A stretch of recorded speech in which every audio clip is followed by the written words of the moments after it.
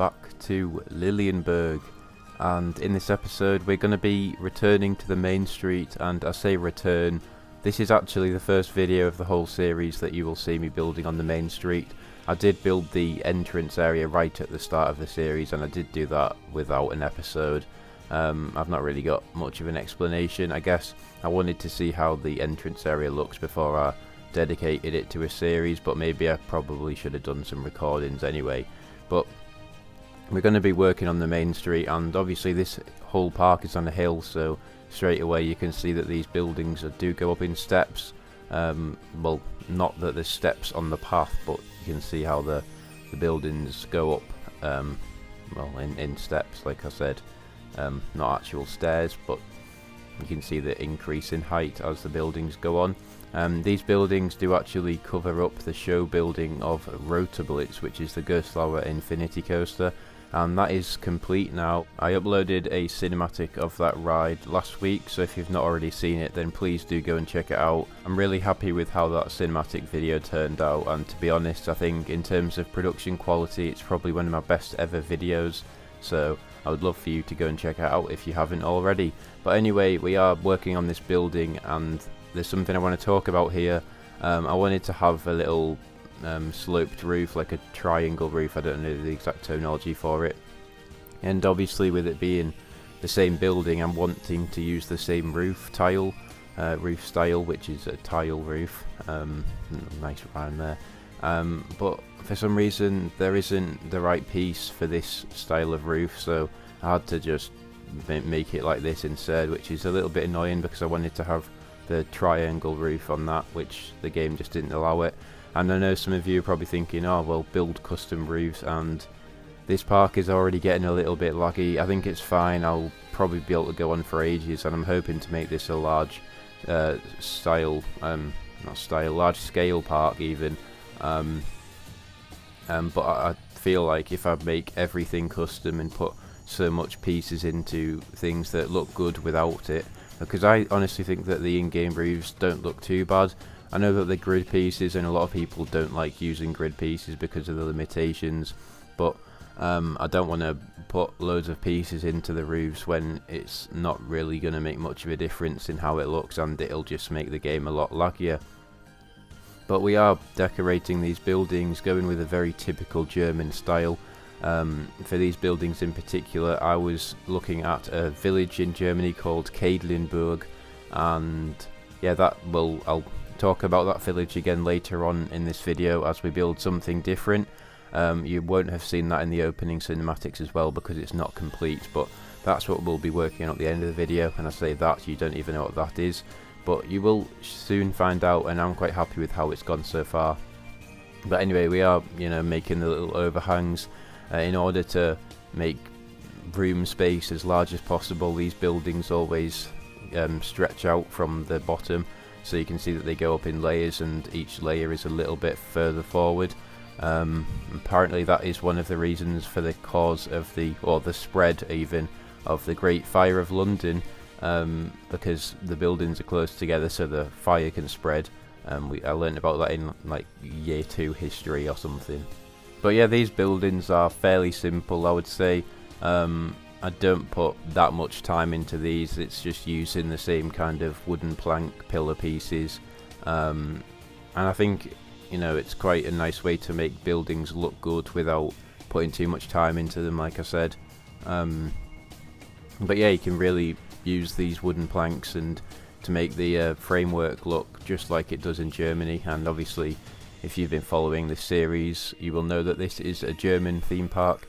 So again, Tripsdrill, those kind of buildings, I will be looking at Tripsdrill for more inspiration as the series commences or continues.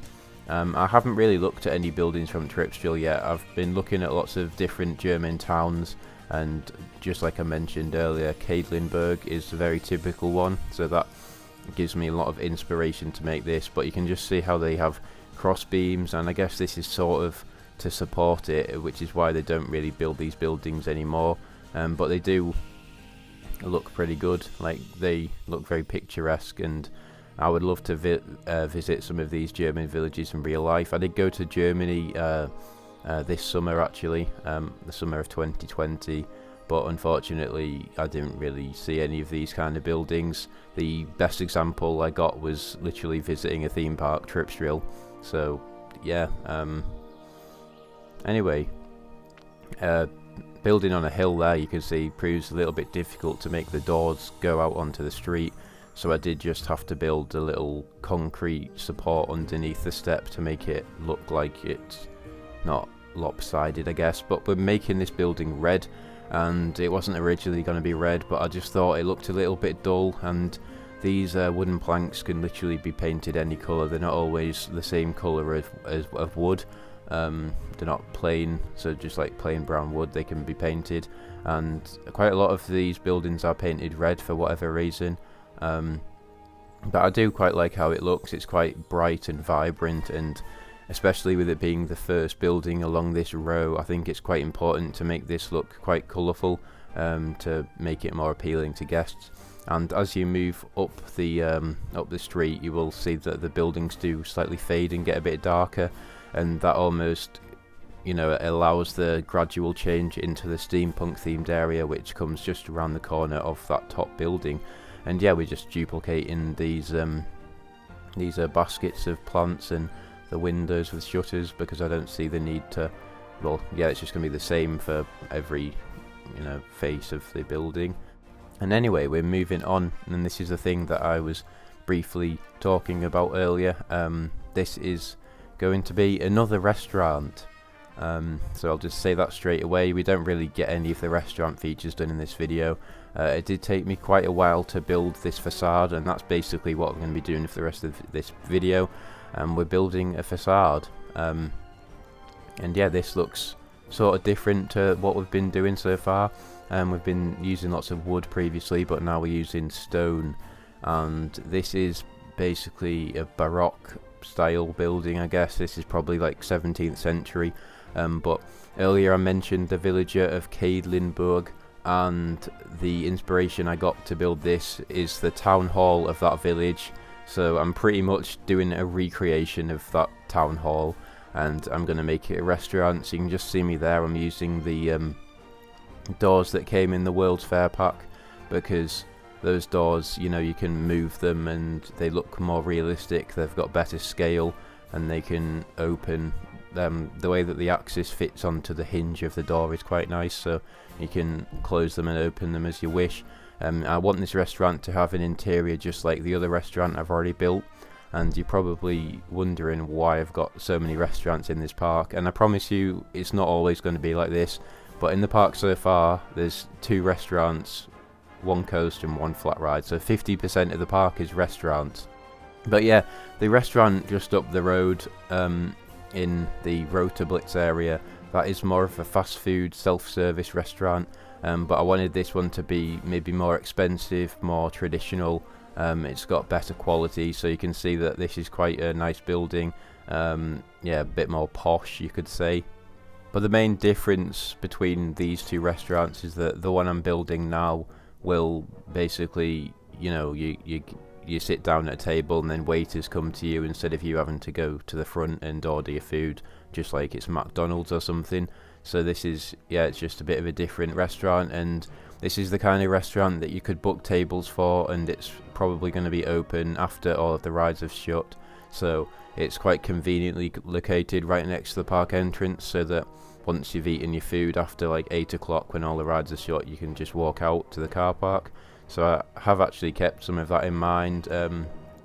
Yeah, I'm really happy with how this park's gone so far, and I can really see where it's going to be heading next. I've got some ideas of what to build next in terms of rides and roller coasters, but I think I'll leave that a secret until the rest of this series comes out. But yeah, back to the time lapse now. You can see that the entrance to this restaurant has been developing, and again, like I said, I'm recreating the Lilienburg town hall. So, well, to be fair, it can't be exactly the same because there's a few kind of features that aren't in the game, but I'm trying to make it fairly similar, and I was definitely using heavy inspiration from it, and including the windows, which will come up soon.